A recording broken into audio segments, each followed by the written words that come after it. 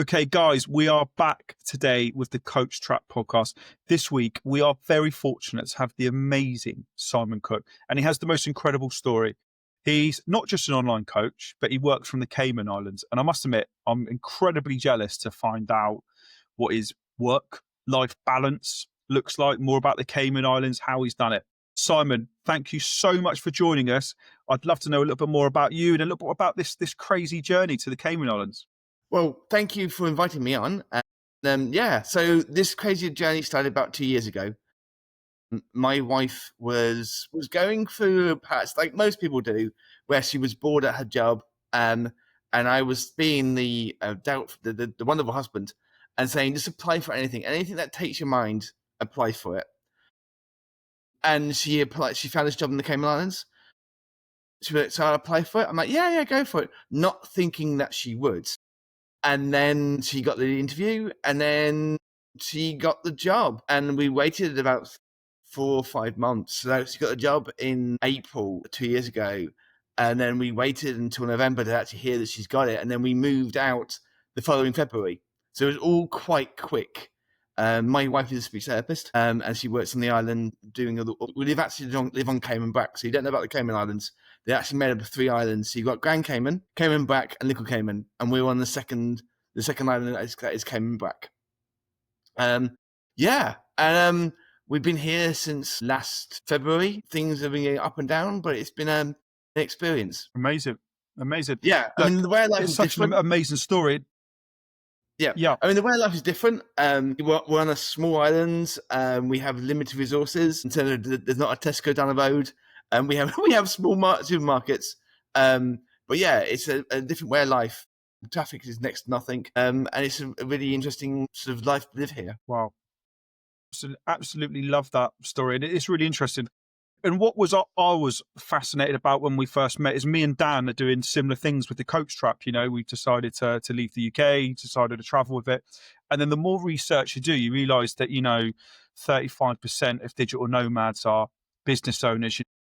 67% of remote workers, they want what you've got, if that makes sense. They're looking to sort of have that balance behind, working and paradise, but I think it'd be great if I could, even get Dan's input on this. What's the real power from working online? What's the real benefits between, your practice and taking to that online? Yeah, I think it's obviously a kind of a new thing. People they don't really know much about it. Most people, I would say, are maybe a little bit too invested in one place, possibly. But I think there's a lot of people who really like to travel and love that freedom. So yeah, I mean, starting a business is really hard as well. So I think if you've done that and if you've been able to get clients from that, you definitely deserve to be able to travel and do these cool things. Yeah, I mean, I'm just going that. I mean, it's the way we are working now has really changed ever since COVID. That 5 years ago, where people realised actually I don't need to be in the office now. I can work away from home. I can be in my own space and feel safer. And that's now changed into the coaching and the therapy background, where we realise now we don't need to be in a stuffy room on a chair, where you can be actually in your own living space, listening to the therapist or the coach, and not having to go anywhere. Simon, I would also love to know how has it changed going from in person to like online with clients? How would you say compared to the UK with the Cayman Islands? I mean, I was working online back in the UK as well. I mean, big difference to me is the time difference. Obviously, you guys, it is now 4 p.m. Your guys, we're going into 11 o'clock here. So it's just understanding that you may be midday, but your clients may be in the evening or maybe in the morning. So it's understanding, so making sure that you are aware of what time is your client is at. So you may think if you've got a client in the UK, it might be that you have to get up early your time to make it work for them and make it work for them. But yeah, no, it's a different experience. I mean, I do summer breath and my coaching over and my hypnotherapy online as well. It's different you get the same project, and you can really sort of still push it and move on. And if you've got something online, then you can put it onto YouTube or onto your Instagram. You can use areas of that in your own marketing as well, up to a point. But online coaching, I think people are now getting that you don't need to be in the same space. It's more like where I'm 4,000 miles away from you guys, but we're having a really good conversation. So it doesn't change things. And that's amazing. That's amazing. Simon, I've got a question for you, and this will really help me and Dan out on our journey as we start to become digital nomads and take the coach trap away. One of the things I was warned about when I was going to, take my practice from the UK and take it abroad was hedonistic adaptation, where you get used to your surroundings, if that makes sense. And almost I was told that you could be anywhere in the world. Sometimes it doesn't matter. Do you ever have that where or do you still pinch yourself every morning that you're in the Cayman Islands? Because obviously that's a big thing for me and Dan. One of the big things this is taking us abroad is having a better climate, the beaches, the culture, the food, everything. It's amazing with that. But do you get used to it?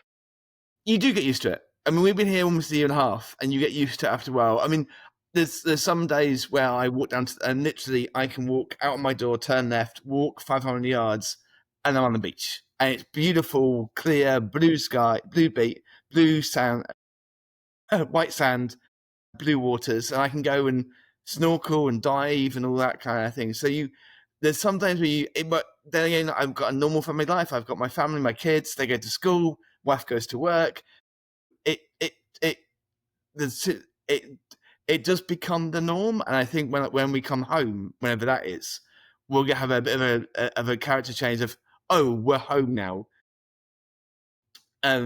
Because there are cultural differences. There are, I mean, it's hot here almost 24/7, and we have things like hurricanes. We're now in the main hurricane season. So yeah, and I suppose also from a coaching point of view, there's the different cultures and a different way of people think differently to where it might be in the UK. So you've got to look at, if you're looking at not doing, but both online and in person, you've got to look at what is the local climate, and are there other coaches here that I can combine with, or what is it they are looking for? Because they might have a different way of thinking than you do now. That's really, really interesting. Have you found it quite easy to link up with other coaches and look to, sort of like co-work and cohabit, but, and Dan, do you have any sort of like tips for networking, if you like?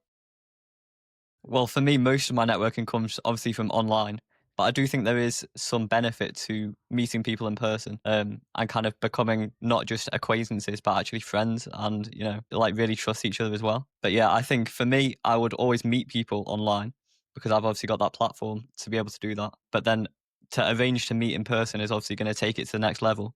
And it's going to allow you to connect a bit more and maybe collaborate a bit better on projects and stuff. But I don't think there's really any secret. I think you've just got to be yourself, and you'll end up attracting with your content and with your DMs people that you actually get on with. I think that's the most important thing. Yeah, I totally agree with Dan there. I mean, I've met with a few other people here. We're collaborating and sort of looking at ways we can do it, because they know the market. They're already here. They've already got a set up business. So they already know the do's and don'ts and what works and what doesn't. So I'm working with yoga studios and other people out here doing things like that. And yeah, it takes time to form those relationships. And I mean, the best way to do is go on Instagram or Facebook, look around the local area, type in where you are and what other people are doing, and collaborate with them, because they will have the inside, especially the locals. They will have the inside knowledge about what works and what doesn't. But again, the online stuff is kind of like, might have, especially certainly here in the Cayman Islands, it's very seasonal. So currently we are in a quiet period. And I know it's summer back home, but from sort of July till September, it's quiet here in the islands. The island empties. The population drops dramatically. So I'm still looking to then say, well, even though you're back in America or back in the British, I can still work with you because I can do this online. So you may get clients that live there, but then disappear back to their homes elsewhere. But you can still say, well, I can still work with you because we can Zoom, or we can FaceTime, or we can do that as well. That's where working online is obviously so powerful, isn't it? Is that you can have that longevity, you can keep that connection going, if you like. Interestingly, we talked a little bit about Lionsgate, and we talked a little bit about the summer, the solstice. Does that play a lot into your business, Simon? Is that a big sort of, attraction? Is that one of the things that you gain people's there's interest elements in? to it.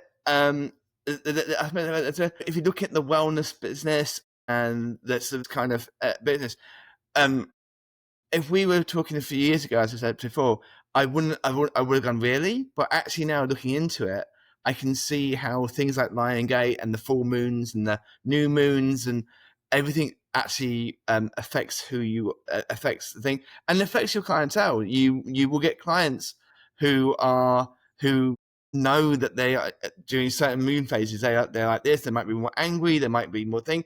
So so you can work with them, and that it's a good thing to do. I mean, I did a summer solstice event a few weeks ago, which is really amazing. And just the power of being there on that day and doing things was amazing. I did one a couple of nights ago on a new moon, and again the moon is coming up and people being around. So yeah, it's an interesting holistic take, which I think is becoming much more aware now. And what's funny with the holistics and with wellness is that these things aren't new. They have been around for centuries. They're things that our ancestors believed in and worked on. And then over the centuries, the Western society have sort of poo-pooed them. And now we're going back to them. Now we're looking at, actually, this works. The whole moon thing, you can see where the sea rises and all that kind of thing. It's all connected.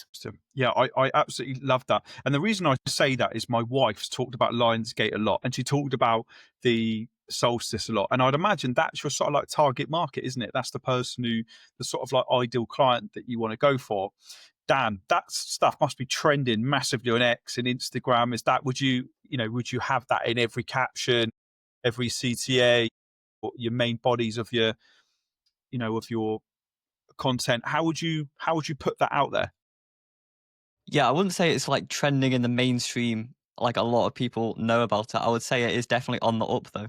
So if you can talk about that and make it your thing that makes you a bit different and makes you memorable to those people who believe in that stuff, it's obviously going to make you a much more successful person, a much more successful, memorable brand. But yeah, I would say it's definitely going to make you a little bit different. Yeah, absolutely. I would also say don't poo-poo it. Don't go, it's rubbish, because it's me. If you don't believe in it, that's fine, but your clients might.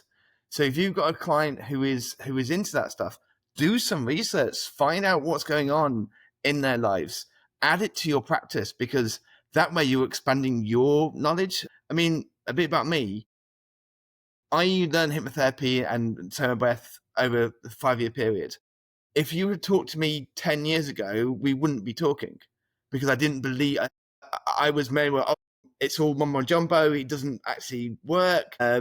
Now, actually, over the past 5 years, I've learned a lot about the subject and gone, actually, there is something here. And things like breath work, soma breath, which is what I practice, has now had scientific background by a Cambridge study, have done a study into the breath work and realized, yeah, it does do A, B, and C.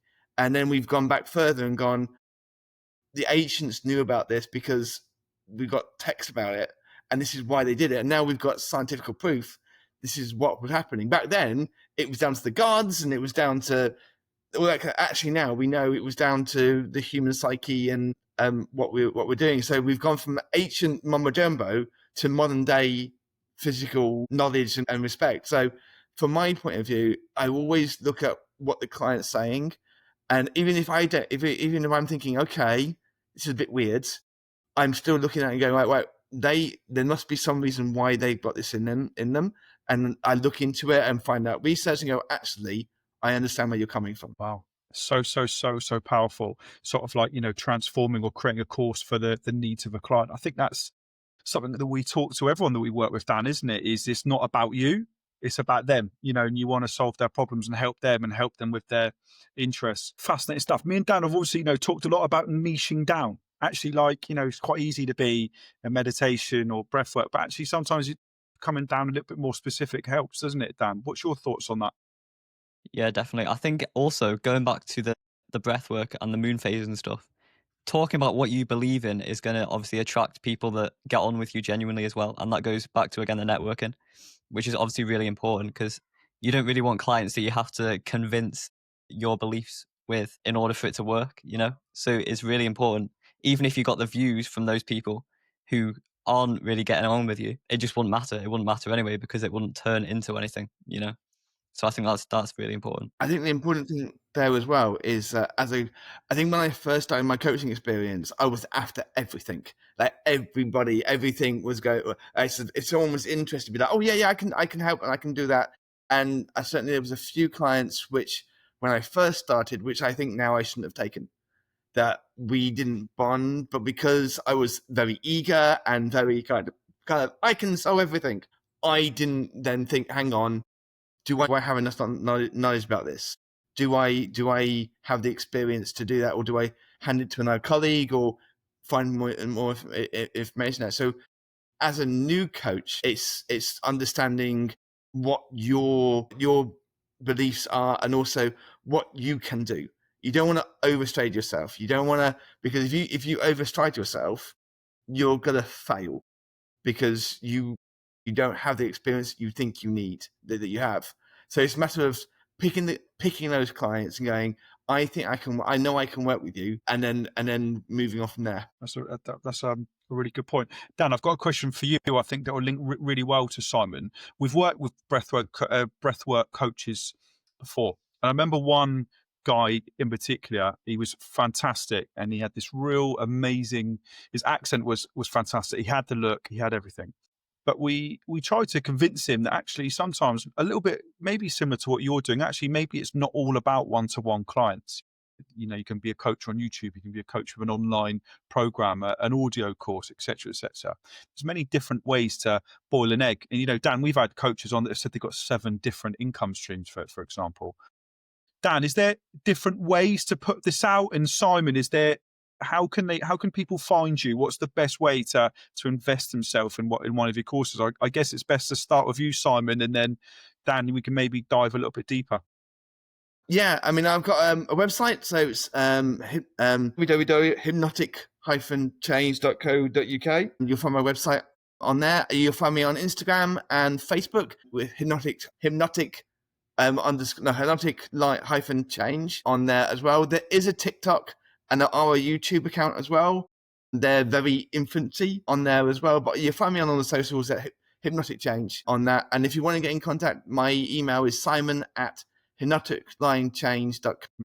So, Dan, how would you package this? Does it just have to be one-to-ones? Could you do it a little differently? What's your I think it's all really decided by the content that you put out and who that attracts, and budgets mainly, because I think you can't try and attract low ticket and high ticket at the same time. I think you've got to focus on one, or the other one is going to suffer, and then it's going to become like they're both going to come bad, rather than one would be good and one wouldn't be there. If that makes sense. But obviously we go for the high ticket people, but we also occasionally have people on calls that we get on with. Maybe they don't have the budget, or they're not the right fit for the main coaching program, which we have the book for that. We have the course for that. So it is important to have those different aspects of it as well, to kind of try and be accommodating and maybe funnel them into the main offer eventually. But you've definitely got to focus on one. And I would say for most people, high ticket is the way to go, especially if you're a beginner and you haven't got that many testimonials, just because you've got to be very good at what you do to package everything into a course and for people to trust you instantly. You've really got to have those testimonials, the reviews of the high ticket people before you can get into the low ticket community building, course selling kind of thing. I see a lot of people on Instagram as well trying to sell courses of things that they've never actually coached in, which always makes me cringe. And I've never seen that actually do well either. So yeah, definitely focus on one. And if I were you, I would focus on the high ticket. That's my answer to that. I love that. Dan, that's such a great thing. And that's one of my sort of like mottos in life, not just with the coach trap, but with everything I do. You can't lead others down a path if you haven't walked it yourself. And we see that a lot, don't we, Dan? A lot of coaches, you know, where they're like 20-year-old life coaches, you'd be like, how can you talk about life if you haven't experienced it yourself? But Simon, I think, you know, it'd be really great if our listeners, you know, and your potential clients could have some take homes. Any immediate tips, or what would be your mottos? What would be your, you know, what would be the best thing that a client could take from your work? If in doubt, breathe, and breathe slow. So a lot of us, when we get anxious, when our mind are running at 5 miles an hour, just take your time, slow down, breathe in through your nose and out through your mouth, and do that for like 2 or 3 minutes, and you'll find yourself just slowing down really quickly, rather than hyperventilating, or just really just sit down, or stand up, sit down, and just breathing in through your nose and out through your mouth, and just you'll find you slow down and come to a quicker a place of sanity quickly. When we're and yeah, just breathe, just breathe properly. So breathe in through your nose, out through your mouth, breathe from your diaphragm, not from your chest, and just see how quickly it happens that you are in this place where you can feel sensible and secure. The other thing is, and I learned this from one of my mentors, is that the words we say to ourselves are the worst words that we say. So we all tell ourselves that we're idiots. We all tell ourselves that we're rubbish, that we're useless, that we're not good enough. Change those words. Change those words to "I am great. I am useful. I am enough." Like I mean, I teach my kids when we're having those moments of when they're telling me, "Daddy, I'm useless," and no, you're not useless. Let's go. Let's work through this and go from that, and talk and talk about it, and write down on a piece of paper what your goals are. Make sure they're smart. Make sure they're intelligent. See how breath work can, even like a 5-minute breath work, can really keep you going. And like you said before, there are coaches that, well, I have full, I have, I'm a breathwork coach, and I try and do my best to do my own breathwork every day. Sometimes I don't, sometimes I do, but I had someone tell me yesterday, a few days ago, make sure you're practicing. Make sure you're practicing what you're preaching, because people can tell. People can tell that you're not practicing what you're preaching, that you're just there for the money or whatever have you. Make sure that you are practicing yourself as well. Wow. Love that. Powerful stuff. I got 2 questions. My first one would be to you, Dan.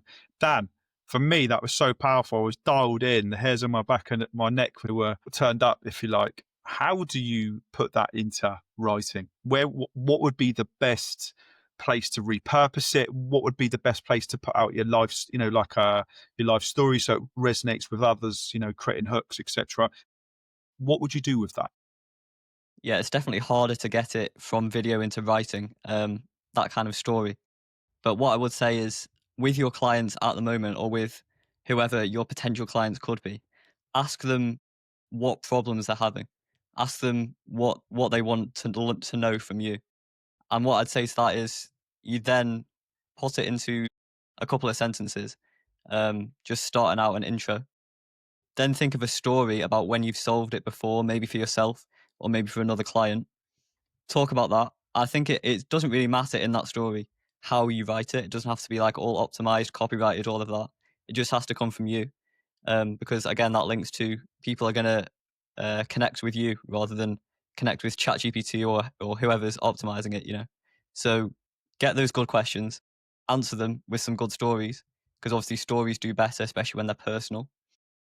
And then tell them at the end as well, like, if you enjoyed this, I think I can help you with some other stuff. Go to my website, book a call, whatever that might be, the CCA. And it's just as simple as that, really. I think people overcomplicate it quite a lot, but it doesn't have to be too complicated. It just, that's what has worked for us, and obviously a lot of clients. So yeah, it's doing well in 2025. Love that. Simon, I've got one last question for you, one opportunity for a great bit of storytelling. I picked up on something that you said. me and Dan are both here because obviously we've been inspired by others, mentors, however you want to call it, right? You openly talked about a mentor. You don't have to tell us who it was, but I can imagine it's not Wim Hof. I can imagine that's not the reason why you're here. Tell us a little bit more about that. What was the inspiration behind, this niche, this area that you've led yourself to? So my first lot of training was something called RTT, or Rapid Transformational Therapy. And Marissa Peer, you may have heard of her. She is the person who designed the therapy. And I was lucky enough that just after COVID, I went on a 3-day course with her personally and a group of us. And she's great when it comes to understanding the mind. And that was a direct quote. Is that one of her quotes is, "The mind does what you tell it." Or the words that you tell your mind, it becomes it. She talks about it's been talked about before, but if you're driving to work and you're telling yourself, "I'm going to be sick. I'm going to be sick." It's almost I don't want to go to work. It's guaranteed that 3 days later you won't be going to work because you're ill, because you've told your body, "I don't want to go to work." So your body's going, well, your mind and your body's main thing is to look after you. So if you're telling your mind, "I don't want to go to work," it's going to find a way of stopping you. And that may be through illness or through being tired, but just be careful about the way. And also Niraj, who runs Soma Breath, he's amazing when it comes to quotes, and I've learned a lot from him as well. So yeah, it's two main mentors, but there's a whole lot of other people out there who have helped me on my journey as well. Dan, anything you want to add? Any other questions, or are we in a good place to wrap it up? Yeah. So just a closing question for me, because obviously me and Greg we haven't got children, but we're looking to go on this digital nomad life. I'd love to know what it's like bringing a family on that journey as well. How's that worked out for you? Has there been any problems, or has it gone quite smoothly? So I've got 2 kids. One is 12, one is 7. And we are lucky enough that they were able to get into the schools because my wife works for the government, so that was good. They obviously didn't have a choice in the matter. They were coming with us no matter what. The 12-year-old, both of them have sort of love it and hate it at the same time. My 12-year-old misses his friends at school, at home. He has very different beliefs to what's here on the islands. Being that age, it's interesting to see the different cultures mix. My 7-year-old loves it. We go turtle watching and all that kind of thing. And she's, again, because she's only 7, she's beginning to learn the cultures. Unfortunately, she is beginning to learn American, which is really annoying. There's an American twang begins as we have tomato and all that kind of thing. But for me, bringing them out here, they are seeing a different form of life. There's no way in Bedford, where we live, that you would go turtle hunting, that we could go down to the beach and snorkel and see the amazing wildlife or all that kind of thing. So it's just the opportunity to take them out of that box that was in England and bring them out here so they can experience something different. And I'm hoping that give it a few more years when they're older, that when they grow up, they go, "Actually, we love the Cayman Islands because you gave us something different to do." It was something, and it wasn't just black and white out there. It was an amazing part of my childhood. He's hoping anyway. Well, I actually know Bedford quite well. I've been there a few times, and I can imagine they are complete polar opposites. Unbelievable. Anyway, Simon, thank you so much for your time. Dan, as always, it's been a pleasure. And guys, remember, whatever happens, don't fall into the coach trap.